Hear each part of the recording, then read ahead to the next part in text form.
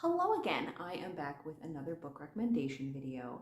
This time I have a little bit of a theme concept to work with. It's just loosely nonfiction. I'm going to recommend 3 nonfiction books. But they are 3 nonfiction books that I personally have really loved. So these are like 3 of my favorite nonfictions. Sorry, my hands are really cold because it's very chilly in here. I do have like a lot of other nonfictions I really enjoy, but I just wanted to keep it down to 3 so I don't overwhelm or confuse myself. The first one I want to recommend is Braiding Sweetgrass.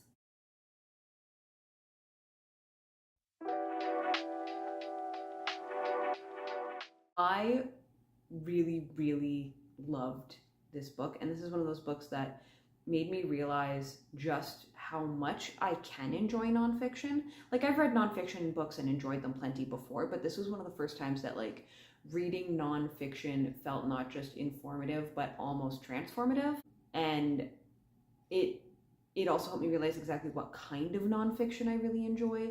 I like nonfiction that has a like narrative or anecdotal element to it. So Braiding Sweetgrass is about botany, like the author is a botanist, but it's also about traditional indigenous teachings. I cannot remember the name of her tribe or nation right now, but like basically a lot of the traditional teachings, it's not just that it's a spiritual belief, it's actually rooted in science. And so throughout the text, she's, exploring how, in botany, we know blah, blah, blah, blah, blah, blah, blah. And in indigenous teachings, it says da, da, da, da, da. And when you look at the outcome of both of these things, it's the same.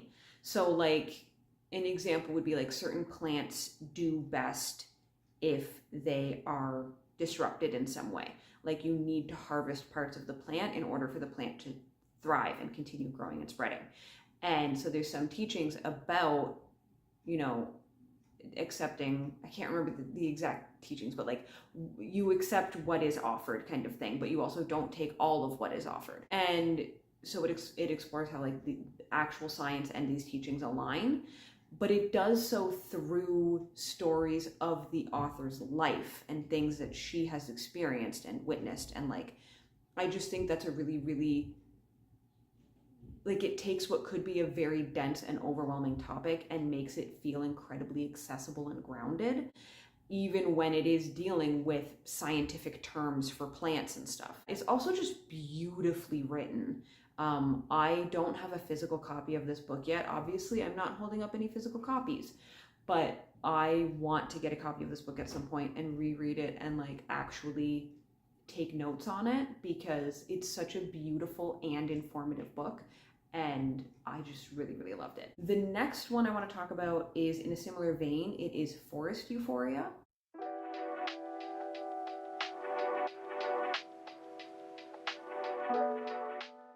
And this story is, again, it's about not specifically botany, but ecology, but specifically it's examining ecology in the natural world through a queer lens, and basically all the ways in which nature is more queer than maybe mainstream expectations would present. So like, this animal has 3 genders, or the mushrooms have 70 bajillion genders, or whatever, like stuff like that. And also stuff like, homosexuality in the natural world. And it's just a really interesting exploration.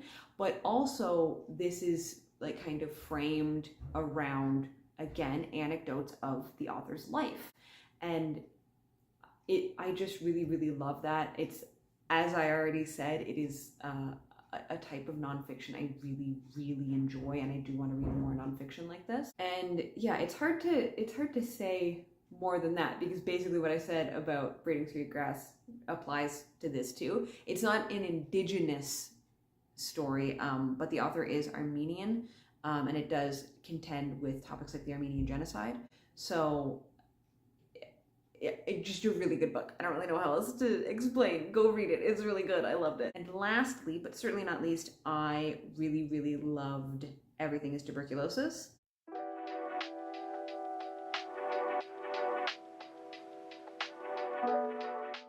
This doesn't deal with ecology, but it does deal with science.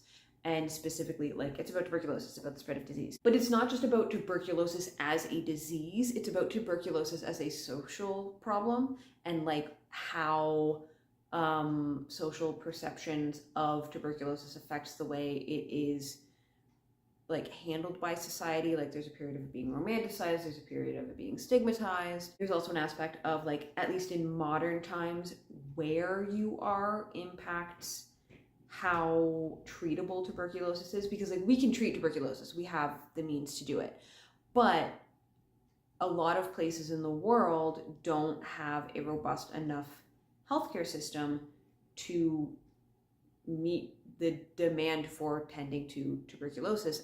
And that's only made worse by the fact that they also aren't given that they aren't supplied the full scope of drugs that can be used to treat tuberculosis because of like arbitrary costs, like inflated costs. And again, this is something that could get very like overwhelming and dense, but the author includes lots of like, not anecdotal, I mean there are anecdotal because it includes a person he knows and like experiences he has had interacting with this person, but it also includes sort of like little vignettes, for lack of a better word, of the lives of tuberculosis victims throughout history.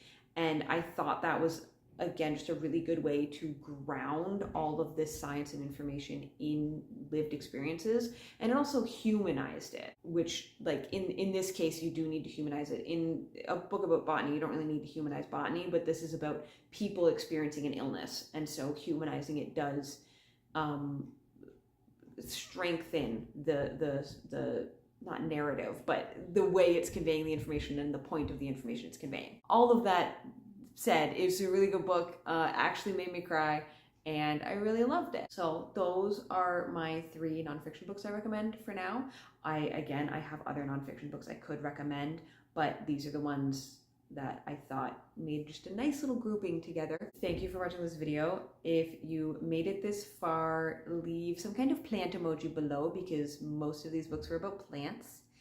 And I will see you in my next video. Okay, bye!